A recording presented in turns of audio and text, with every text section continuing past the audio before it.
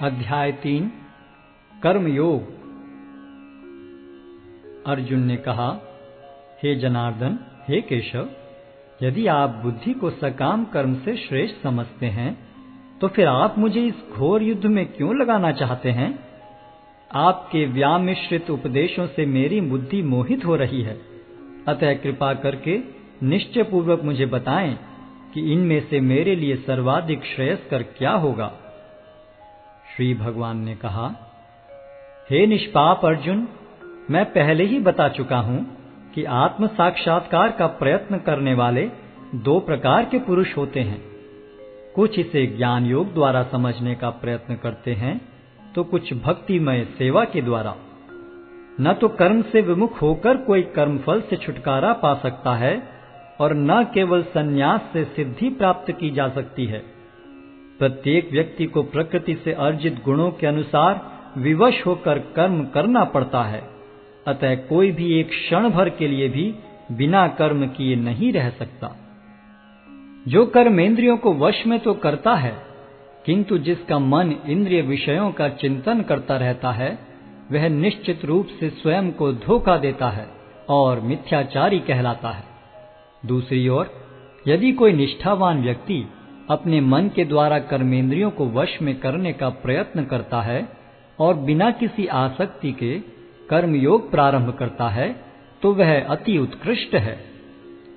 अपना नियत कर्म करो, क्योंकि कर्म न करने की अपेक्षा कर्म करना श्रेष्ठ है। कर्म के बिना तो शरीर निर्वाह भी नहीं हो सकता। श्री विष्णु के लिए यज्ञ रूप में कर्म करना चाहिए, अन्यथा कर्म के द्वारा इस भौतिक जगत में बंधन उत्पन्न होता है।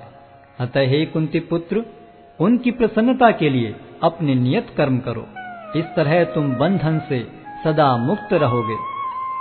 सृष्टि के प्रारंभ में समस्त प्राणियों के स्वामी ने विष्णु के लिए यज्ञ सहित मनुष्यों तथा देवताओं की संततियों को रचा और उनसे कहा, तुम इस यज्ञ से सुखी रहो, क्योंकि इसके करने से तुम्हें सुखपूर्वक रहने तथा मुक्ति प्राप्त करने के लिए समस्त वांछित वस्तुएं प्राप्त हो सकेंगी।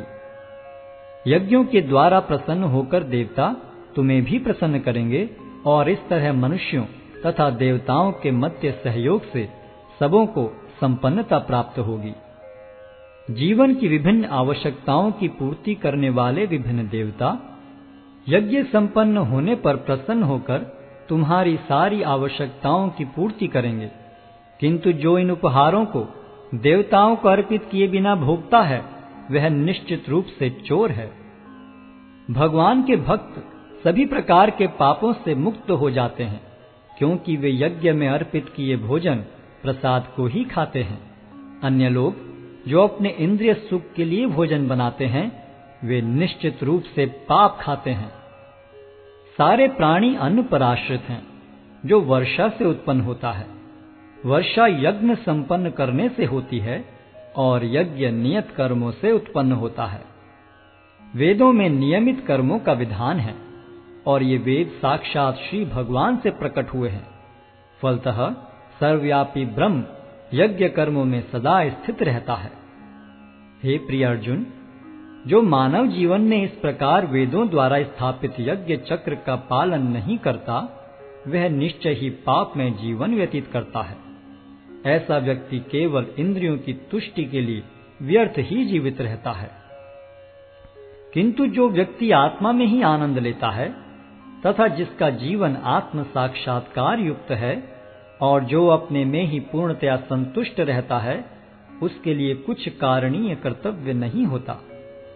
स्वरूप सिद्ध व्यक्ति के लिए न तो अपने नियत कर्मों को करने की आवश्यकता रह जाती है, न ऐसा कर्म न करने का कोई कारण ही रह जाता है।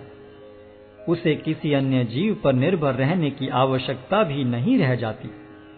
अतः कर्म फल में आसक्त हुए बिना मनुष्य को अपना कर्तव्य समझकर निरंतर कर्म करते रहना चाहिए, क्योंकि अनासक्त होकर कर्म करने से उसे परब्रह्म की प्राप्ति होती है। जनक जैसे राजाओं ने केवल नियत कर्मों को करने से ही सिद्धि प्राप्त की, अतः सामान्य जनों को शिक्षित करने की दृष्टि से तुम्हें कर्म करना चाहिए। महापुरुष जो जो आचरण करता है, सामान्य व्यक्ति उसी का अनुसरण करते हैं। वह अपने अनुसरणीय कार्यों से जो आदर्श प्रस्तुत करता है, संपूर्ण विश्व उसका अनुसरण करता है। हे प्रथापुत्र, तीनों लोकों में मेरे लिए कोई भी कर्म नियत नहीं है। न मुझे किसी वस्तु का अभाव है और न आवश्यकता ही है, तो भी मैं नियत कर्म करने में तत्पर रहता हूँ। क्योंकि यदि मैं नियत कर्मों को सावधानी पूर्वक न करूं, तो हे पार्थ, यह निश्चित है कि सारे मनुष्य मेरे पथ का ही अनुगमन करेंगे। यदि मैं नियत कर्म न करूं, तो ये सारे लोग नष्ट हो जाएंगे। तब मैं अवांछित जन समुदाय को उत्पन्न करने का कारण हो जाऊंगा और इस तरह संपूर्ण प्राणियों की शांति का विनाशक बनूंगा।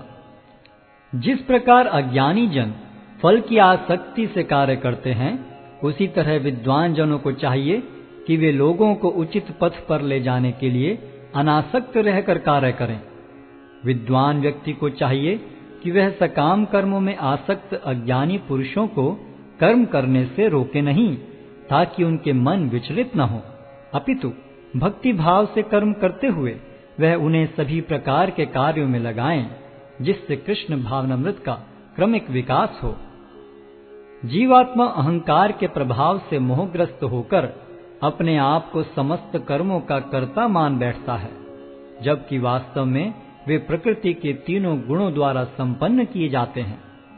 हे महाबाहो, भक्ति भाव में कर्म तथा सकाम कर्म के भेद को भली भांति जानते हुए जो परम सत्य को जानने वाला है, वह कभी भी अपने आप को इंद्रियों में तथा इंद्रिय तृप्ति में नहीं लगाता।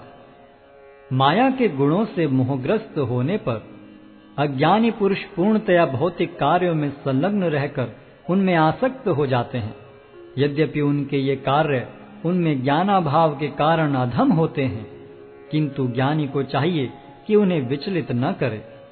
अतः हे अर्जुन, अपने सारे कार्यों को मुझ में समर्पित करके मेरे पूर्ण ज्ञान से युक्त होकर लाभ की आकांक्षा से रहित, स्वामित्व के किसी दावे के बिना तथा आलस्य से रहित होकर युद्ध करो।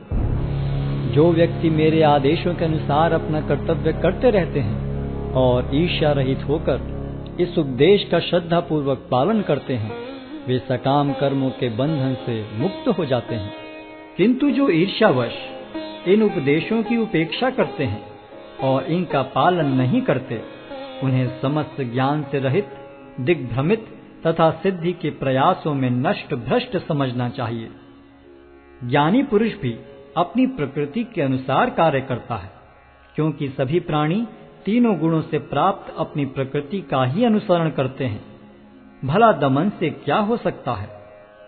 प्रत्येक इंद्रिय तथा उसके विषय से संबंधित राग द्वेष को व्यवस्थित करने के नियम होते हैं। मनुष्य को ऐसे राग तथा द्वेष के वशीभूत नहीं होना चाहिए, क्योंकि ये आत्म साक्षात्कार के मार्ग में अवरोधक हैं। अपने नियत कर्मों को दोषपूर्ण ढंग से संपन्न करना भी अन्य के कर्मों को भली भांति करने से श्रेयस्कर है। स्वीय कर्मों को करते हुए मरना पराये कर्मों में प्रवृत्त होने की अपेक्षा श्रेष्ठतर है, क्योंकि अन्य किसी के मार्ग का अनुसरण भयावह होता है।